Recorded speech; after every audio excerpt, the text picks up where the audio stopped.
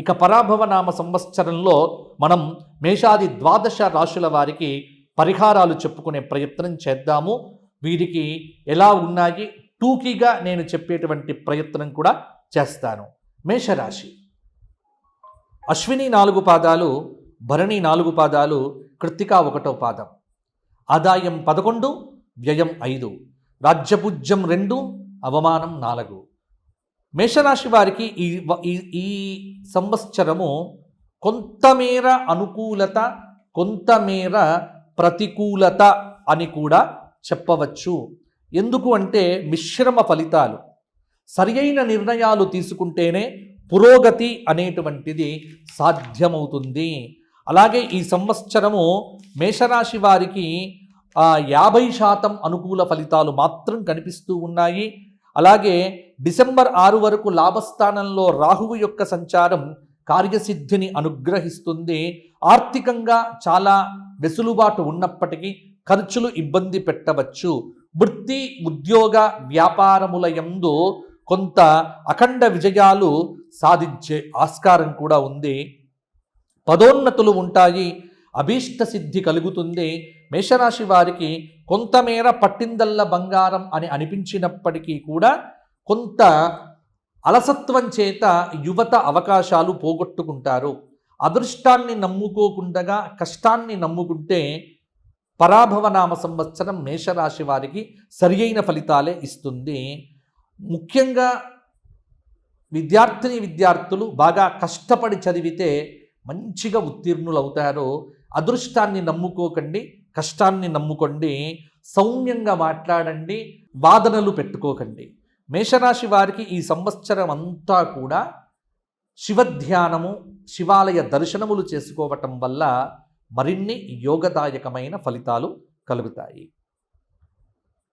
మేషరాశి విద్యార్థులు దక్షిణామూర్తి స్తోత్రపారాయణం చెయ్యండి ఈ సంవత్సర కాలం అంతా. మేషరాశి వారు ప్రతి అమావాస్యకు గోవుకు ఏదైనా ఆహారాన్ని తినిపించండి, మంచి ఫలితాలు కలుగుతాయి. వృషభ రాశి కృత్తిక 2, 3, 4 పాదాలు, రోహిణి 4 పాదాలు, మృగశిర 2 పాదాలు.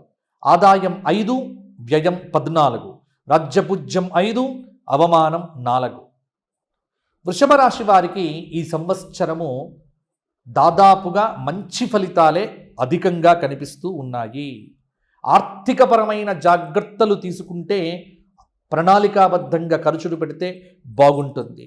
ఈ సంవత్సరం రాజయోగం అని కూడా చెప్పవచ్చు. సంవత్సరమంతా శనైశ్చరుడు లాభస్థానంలో సంచారం చేయడం, రాహువు రాజ్యస్థానంలో ఉండటం వల్ల వృత్తి, ఉద్యోగ, వ్యాపారంలో అఖండమైన విజయాలు సిద్ధిస్తాయి. పదోన్నతులు ఉంటాయి, అభీష్ట సిద్ధి కలుగుతుంది. ఆరోగ్యం పట్ల కొంత జాగ్రత్త వహించాలి. సంవత్సర ఆరంభంలో గురుబలం వల్ల ఆర్థిక పరిస్థితి అద్భుతంగా ఉంటుంది. ధనాదాయ మార్గాలు పెరుగుతాయి. కుటుంబంలో శుభకార్యములు జరుగుతాయి. చిన్నపాటి ప్రయాణముల చేత కొంత ఖర్చులు పెరుగుతాయి. గృహంలో మధ్యలో అశాంతి ఉన్నప్పటికీ దాన్ని మీరు సంతృప్తికరంగా చేసుకోవటానికి ప్రయత్నం చేయవలసి వస్తుంది. దగ్గరి వారితో మనస్పర్ధలు రాకుండా సౌమ్యంగా సంభాషించాలి. ధైర్య సాహసాలు పెరుగుతాయి. స్వయం కృషితో పైకి వస్తారు. విద్యార్థులు సాంకేతిక రంగంలో కొద్దిగా రాణించే అవకాశం కూడా ఉంది. దాదాపుగా వృషభ రాశి స్త్రీలకు సంతాన ప్రాప్తి కలుగుతుంది. పెళ్ళైన వారికి, పెళ్లి కానటువంటి వారికి వివాహాది శుభయోగాలు కూడా ఈ సంవత్సరం కలిగే ఆస్కారం ఉంది. శివాభిషేకం చేయించుకోవటము, అమావాస్యకు అన్నదానం చెయ్యటము, ప్రతిరోజు కూడా లక్ష్మీ నరసింహ కరావలంబ స్తోత్ర పారాయణం చేయడం వల్ల మంచి ఫలితాలు కలుగుతాయి. తదుపరి మిథున రాశి మృగశిర 3, 4 పాదాలు, ఆర్ద్ర 4 పాదాలు, పునర్వసు 3 పాదాలు కలిస్తే మిథున రాశి. మిథున రాశి వారికి ఆదాయం 8, వ్యయం 11, రాజ్యపూజ్యం 1, అవమానం 7.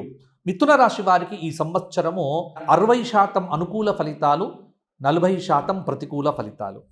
కారణం ఏమిటి అంటే ఇక్కడ ప్రతి అడుగు జాగ్రత్తగా వేయండి. సంవత్సర ప్రారంభం కొంత సామాన్యంగా ఉన్నప్పటికీ జూన్ నుండి అద్భుతమైనటువంటి ఫలితాలు మిథున రాశి వారికి కలుగుతాయి. శ్రేయస్సు పెరుగుతుంది, ఆదాయ మార్గాలు పెంచుకుంటారు. మీరు చేస్తున్న ప్రతి ప్రయత్నం కూడా విజయవంతమవుతుంది.